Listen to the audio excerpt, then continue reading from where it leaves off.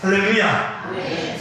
저랑 함께 봉독한 창세기 39장 1절에서 6절까지 말씀을 의지해서 불가항력적인 하나님의 은혜라는 제목으로 말씀을 함께 나누고자 합니다. 제목만 한번 따라하시겠습니다. 불가항력적인 하나님의 은혜. 불가항력적인 하나님의 은혜.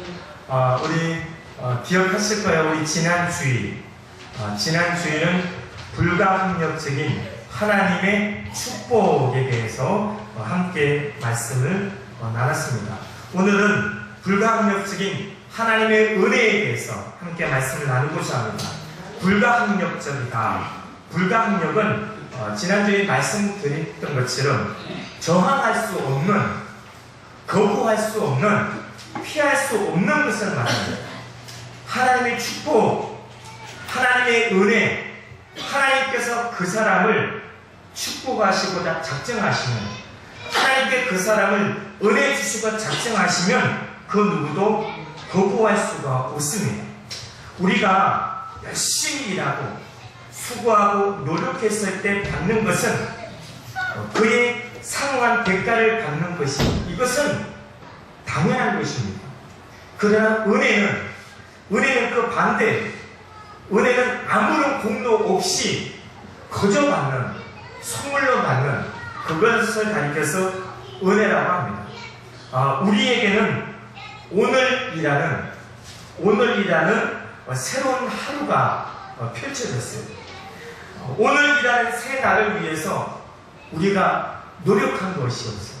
우리가 수고한 것이 없어요. 우리가 애쓴 것이 없음에도 불구하고 어김없이 하나님 우리에게 축복의 새날을 우리 가운데 선물로 주셨어요. 이것은 일반적인 은혜라고 합니다. 일반적인 은혜의 특징이 뭐예요? 믿는 자나 믿지 않는 자나 다 같이 누리는 거예요. 하루가 밝았어요. 태양이 있고 밤에는 또 달과 별이 있고 공기가 있고, 우리는 이 공기 속에 있는 산소를 통해서 우리가 호흡을 합니다. 이것은 모든 사람들이 누리는 일반적인 은혜. 그러나 하나님은 하나님의 자녀에게만 부어지는 그 특별한 은혜가 있습니다. 그 은혜가 있기에 지금 저와 여러분이 이 자리에, 예배의 자리에, 은혜 받는 자리, 주님만 하는 자리에 있는 줄로 믿습니다.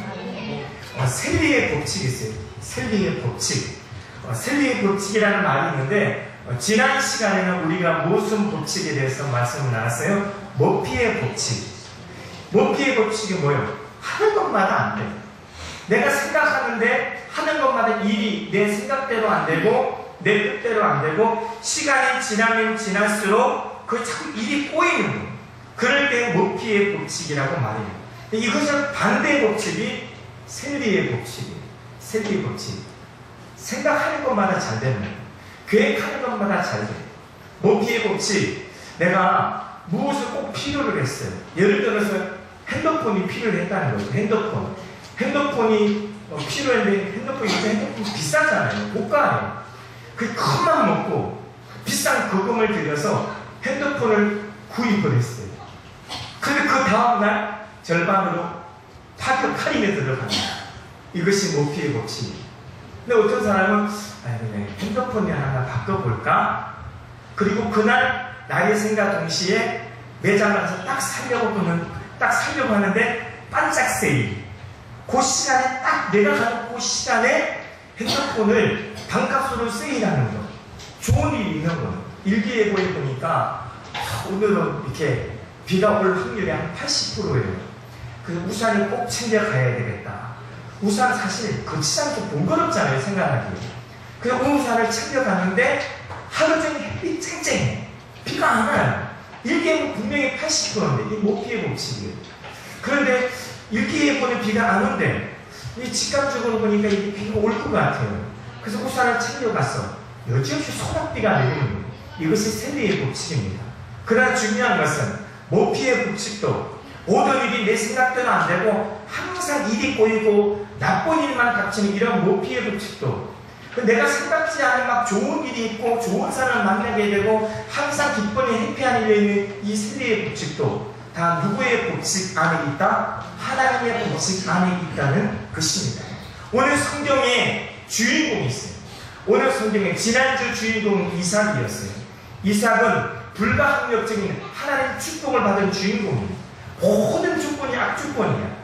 축복을 받을 수 없는 악조건 속에서도 하나님께서 이삭에게 복을 주어 작정을 하시니까 그 해에 이삭은 100배의 축복을 받았어요.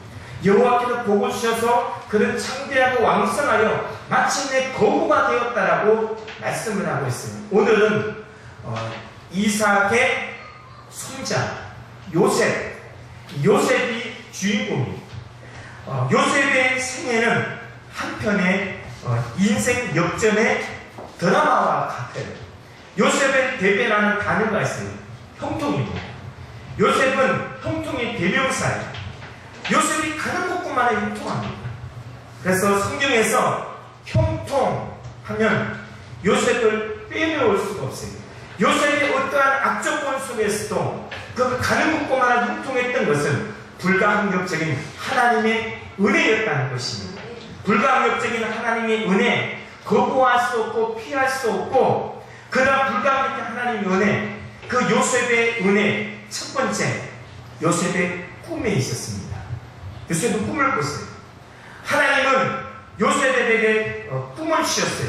요셉이 내가 좋은 꿈을 한번 꿔야 되겠다. 요셉의 꿈을 꾸고 싶어서 그런 꿈을 꾼 게 아니에요. 하나님이 일방적으로 요셉에게 꿈을 꾸게 하신 것입니다. 저는 꿈을 안 꿔요. 저는 꿈을 잘 꾸지 않아요. 꿈은 개꿈만 꾸고 아무런 의미 없는 이런 개꿈의 특징이 뭐예요? 자고 나면 하나도 기억이 안 나. 근데 하나님께 주시는 꿈은요, 선명. 시간이 지날수록 신명하고 분명해요. 자고 일어나 선명하게 기억이 나. 제가 어젯밤에 좋은 꿈을 꿨어요. 예배 드리는데, 주일날인데, 예배 드리는데 세상 여기 성전이 꽉 찬 거예요. 꽉 찼는데, 그래서, 시간이 지났는데도, 아침을 떴는데도 내가 그 꿈이 생생한 거예요. 제가 이렇게 생생하게 아침에 깨어났는데도 생생하게 기억나는 꿈은 별로 없었어요. 하나님께 이 교회를 부흥시키고자 하는 하나님 주신 꿈인 줄로 믿습니다. 요셉은 그 하나님이 주신 꿈을 꿨어요. 그런데 중요한 것은 요셉은 야곱의 12아들 중에 11번째 아들이에요. 11번째 아들인데 그 잘난 형들이 많이 있잖아요. 그 잘난 형님들을 다 지치고 왜 그 11번째에 있는 보잘것없는 왜 요셉에게만 그런 꿈을 주셨을까요? 왜 그를 한 나라의 지도자로 세우시겠다고 그에게 꿈을 주셨을까요? 이것이 바로 불가항력적인 하나님의 특별하신 은혜였다는 것입니다. 부모들도 거부할 수 없어요. 그 형님들도 거부할 수도 없습니다. 이스라엘의 가장 위대한 왕이 누구입니까? 바로 다윗이랑도 마찬가지예요. 열대상 2장 15절을 보면 다윗은 이새의 아들이 있었어요.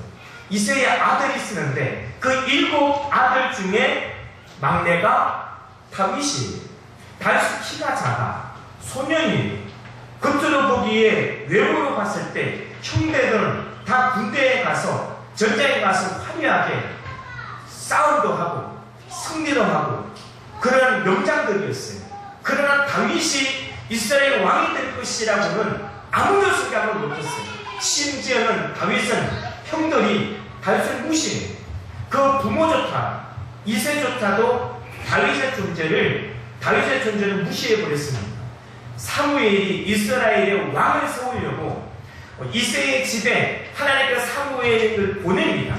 그런데 그 아들 6명의 아들을 다 보니까 이 아들이 왕인 것 같고 이 아들이 왕인 것 같아요.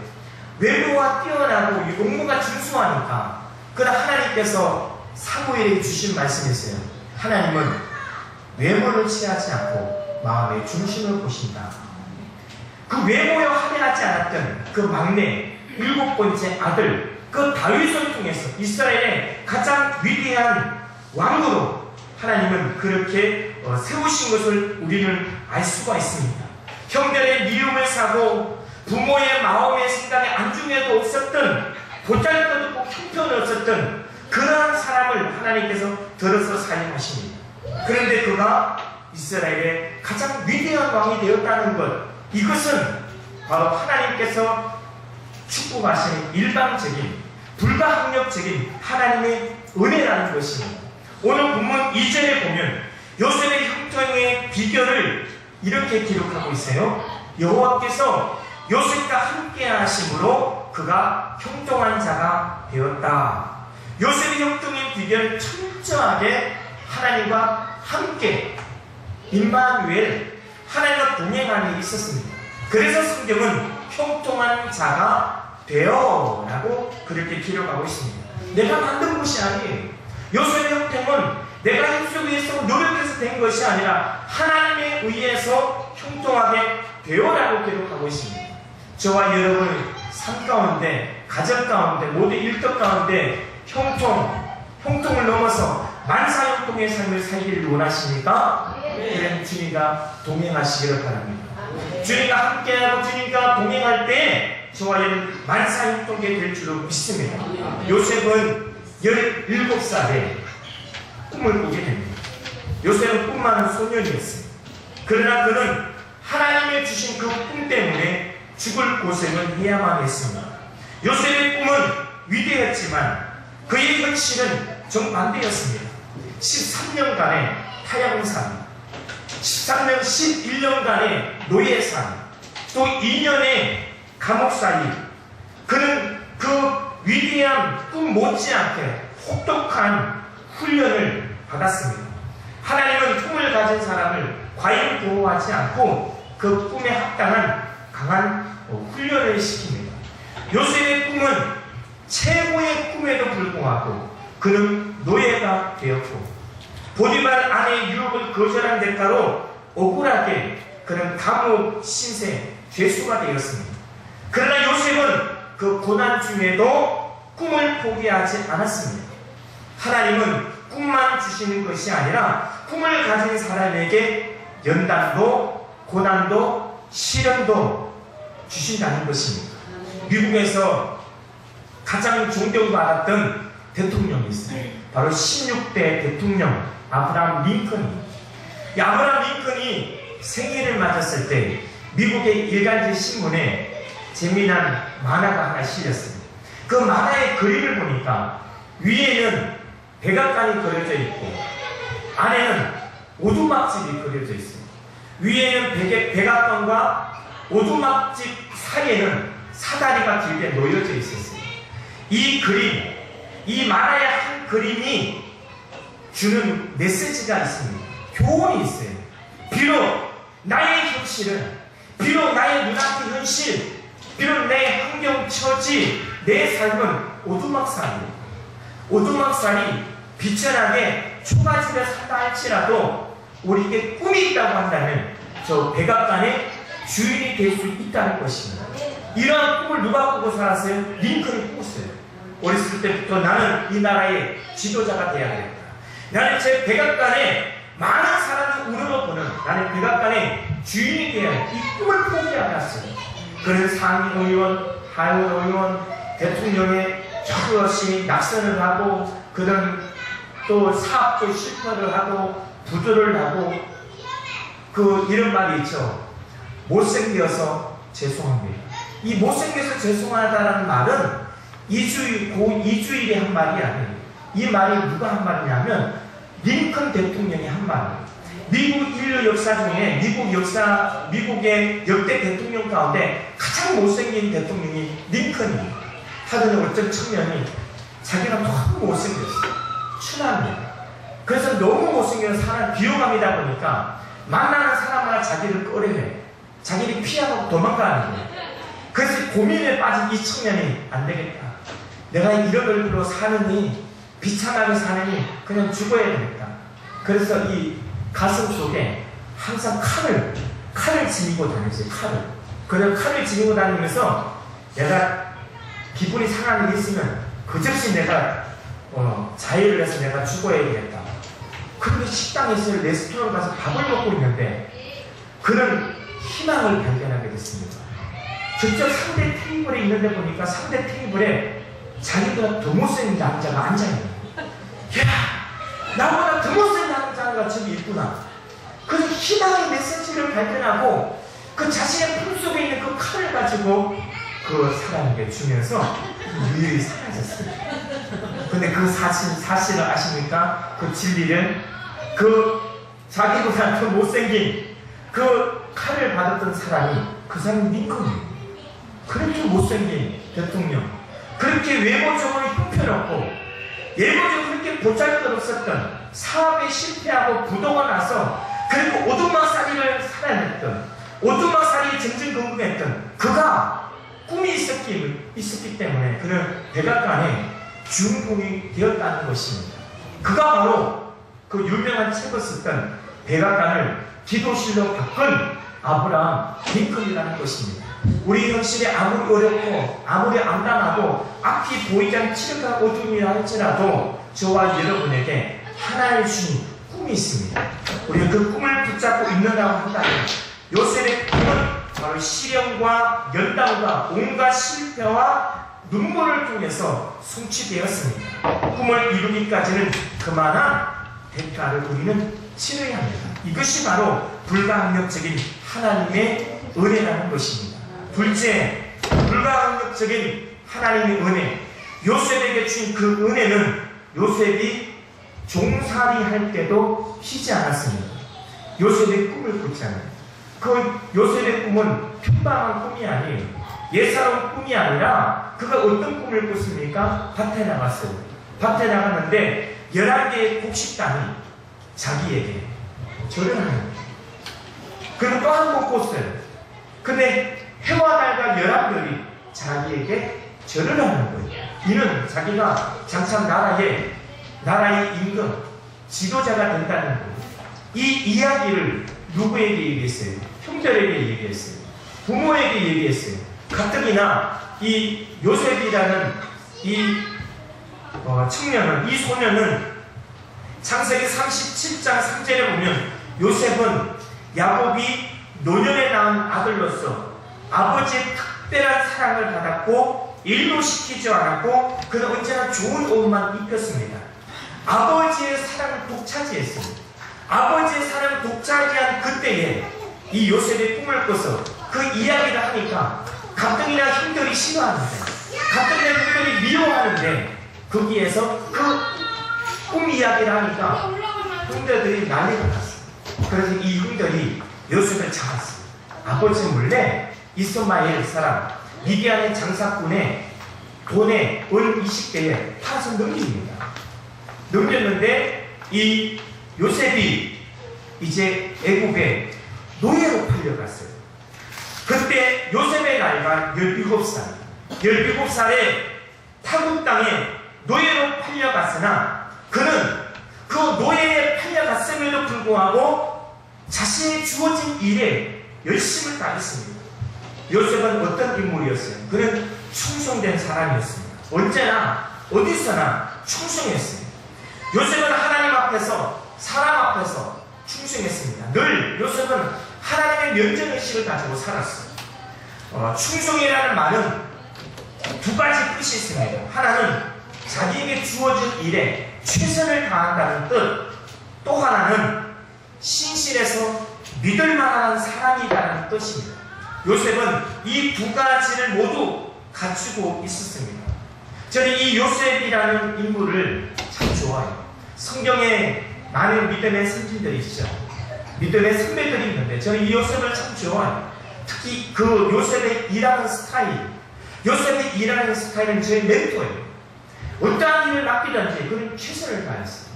요셉의 일하는 스타일이 있어서 요셉은 대충이 없어. 얼렁뚱땅이 없어요. 주어진 일에 아주 깔끔하게 그 누구도 감동받을 정도로 일을 그렇게 처리를 했습니다. 그래서 저는 요셉을 참 좋아해요. 저도 일하는 스타일 보니까 저도 개인적으로 저는 일하는 일 한번 시작하면 끝이 없습니다. 그리고 일을 하면서 조금 힘든 일이 있다고 해서 울렁뚱땅하고 대충대충하고 뭐 설렁설렁 이런 것이 없어요. 제가 결혼한 지 이제 17년 됐는데요. 제 아내가 늘 제가 하는 일에 대해서 종종 그런 말이에요. 대충대충 하라. 저는 생각해서 하는 말이에요. 힘드니까. 사람이 그런 말을 때 재주가 많은 고생을 많이 해. 차라리 재주가 없으면 나한테 맡기면 돼. 재주가 많다면 내가 순수하려다 보니까 힘든 거예요. 저를 생각해서 그냥 수고하지 말고 그냥 대충대충 하라고. 그래, 저는 그것이 용납이 안 돼요. 근데 결혼 1년차부터 2년차부터 늘 그것을 이야기를 했어요. 그래, 그 이야기를 듣는 제가 아니야. 하고 일하는 끝을 봐야 돼요. 그래야지 나중에 일을 하고 나서도 그걸 볼 때마다 보람이 있어요. 그런데도 불구하고, 제가 그걸 듣지 않는데도 불구하고, 어저께도 얘기를 하더라고요. 대충대충 하라고. 그래, 저는 대충대충 하지 않습니다. 바로 이 요셉이라는 인물이 그런 사람이었어요. 얼마나 자신에게 주어지는 최선을 다했으면, 그 요셉은 노예 아닙니까? 칭의대장, 이 보디발 장군집 노예로 끌려갔어요. 그런데 가정의 모든 배소사를 요셉에게 맡겨버립니다. 그리고 가정 충무를 세워요. 노예에게 도전. 얼마나 그가 자기의 주어진 일에 최선을 다했으면 하나님 그에게 통해서 그렇게 맡겨주시는지. 오늘 본문 4절에 보니까 요셉이 그의 주인에게 은혜를 입어 섬김에 그가 요셉을 가정 충무로 삼고 자기의 소유를 다 그의 손에 위탁하니 요셉은 보디발 장군의 집에 종살이 하면서 그는 자신을 부유했던 어린 시절 집착하지 않고 노예의 옷을 입었어요. 노예의 옷을 입고 그는 노예의 직분에서 충성을 다했습니다.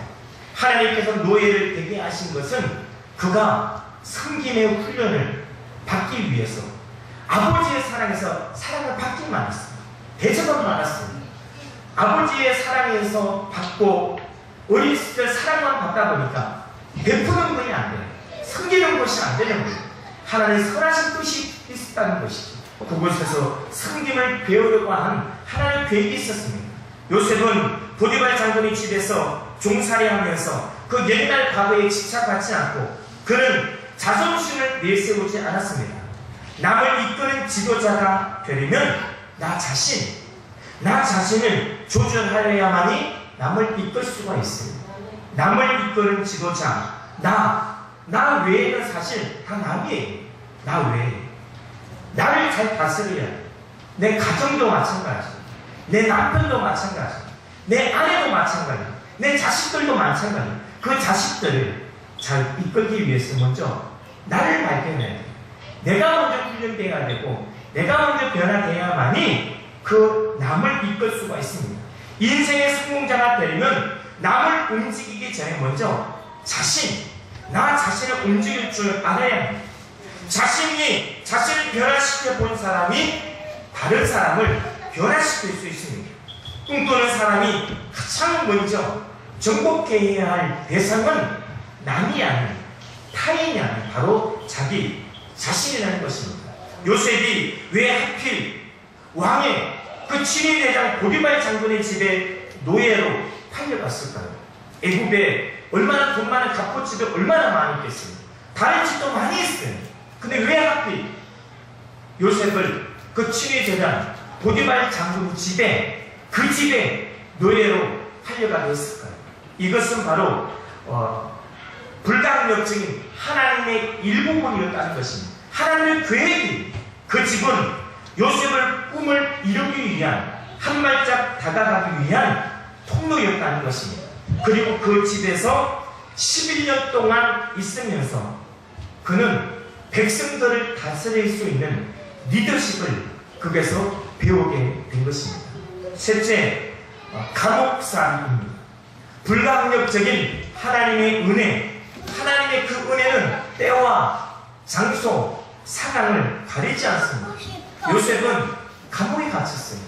요셉이 억울하게 누명을 써서 지금 감옥에 갇혔어요. 감옥이란 의미는 무엇입니까? 요셉에게 있어서 감옥이란 영적인 의미는 무엇입니까? 더 이상 내려갈 데가 없는 인생의 밑바닥입니다. 더 이상 내려갈 데가 없어요. 요셉에게 인생의 밑바닥이에요. 그 인생의 감옥에서 더 이상 장사가 없습니다. 왕이 됐든 전직 대통령이 됐든 장관이 됐든 감옥에 들어가면 인생의 밑바닥이에요. 감옥은 절망입니다. 좌절이에요. 감옥은 희망이 없습니다. 그러나 중요한 것은 불가항력의 하나님의 은혜가 요셉에게 임하니까 요셉은 그 감옥에서도 그의 꿈이 조금씩 이루어지고 있는 것입니다. 새벽에 가까울수록 어둠은 더 깊은 것입니다. 새벽에 가까울수록 어둠은 더 짙게 깔립니다. 저와 여러분의 인생에 마음에 어려움이 있습니까? 힘든 일이 있습니까? 괴로운 일이 있습니까? 기도했는데 옛날에 정말 내가 기도 많이 했는데도 어려움이 있습니까? 더 하시길 바랍니다. 지금 더 힘들고 더 고통스럽고 더 괴롭고 더 참을 수 없는 내 인생의 밑바닥을 한다면 아버지의 때가 가까운 것입니다. 더 기도하십시오. 기도는 이루어질 때까지 응답받을 때까지 기도하는 것이 기도입니다. 하나님의 저와 여러분에게 인생의 문제를 주신 것은 인생의 감옥살이를 허락하신 것은 기도하라고 주신 것. 기도하면 우리에게 광명한 빛이 비치게 될 줄을 믿습니다. 요셉의 경우뿐만 아니라 인간의 모든 경우에 사람의 장난과 하나님의 승리, 이 두 가지 사실이 존재합니다. 하나님 믿지 않는 사람, 성경에 말하는 이방인, 불신자들, 그런 사람 언제나 인간적인 눈, 육적인 눈으로 사람의 장난이라 이런 환경을 바라봅니다. 그래서 현실의 환경을 탓하고 사람을 탓해요. 요셉은 자신의 모든 인생의 과정을 하나님의 관점에서 보았어요. 하나님을 눈으로 보았기 때문에 매 순간 하나님의 선하신 뜻이 있을 것이다. 내가 비록 지금 감옥에 갇혀 있지만 하나님의 선하신 뜻이 있을 것이라고 그는 확신했어요.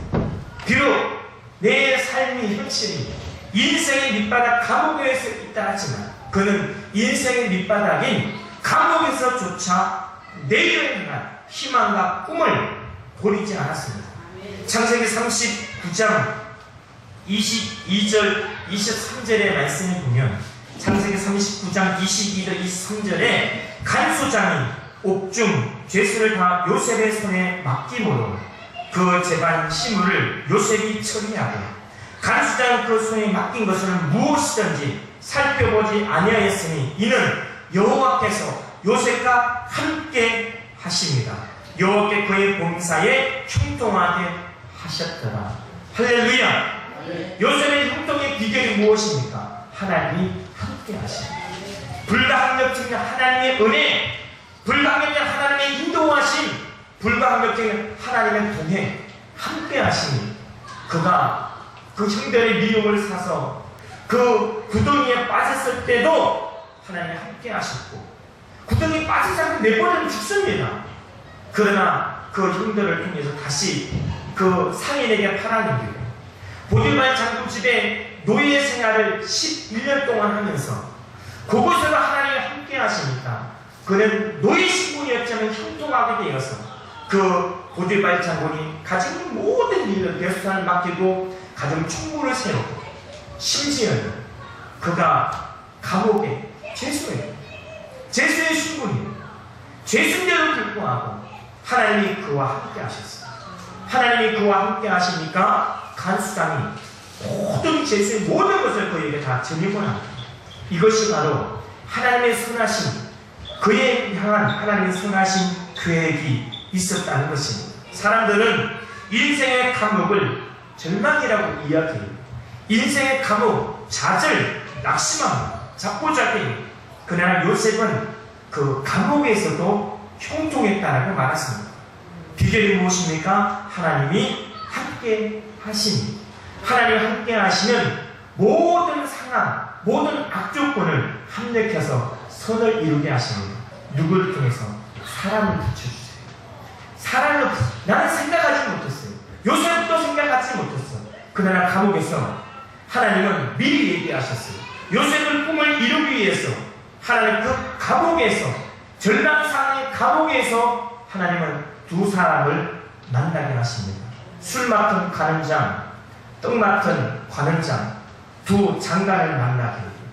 그런데 이 두 장관이 어느 날 밤에 꿈을 꿔요. 술 맡은 장관이 먼저 꿈 이야기를 합니다. 그러나 하나님 요셉에게는 지혜를 주셨어요. 꿈을 해몽하신 지혜를 주셨어요. 술 맡은 간원장의 꿈은 그것입니다. 포도나무에 세 가지가 있어요. 이 세 가지에 싹이 나요. 꽃이 펴요. 포도 열매가 맺습니다. 그래서 이 간원장이 그것을 포도주를 짜서 그리고 바로왕에게 그 잔을 올립니다.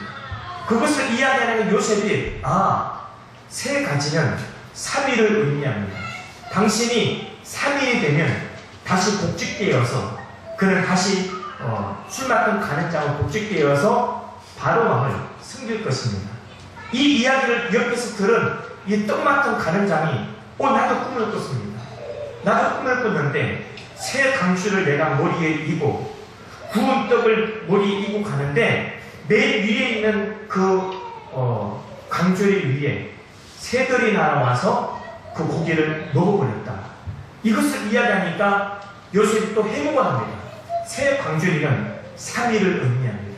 3일 뒤에 당신이 나무에 걸려서 새들이 나와 당신의 고기를 뜯어먹을 것입니다.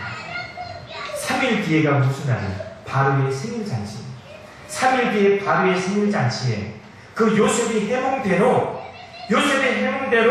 술 맡던 간원장은 복직되어서 다시 바로왕을 곁에서 섬기게 되고 그리고 떡 맡은 간원장은 말 그대로 그는 목이 날아갑니다.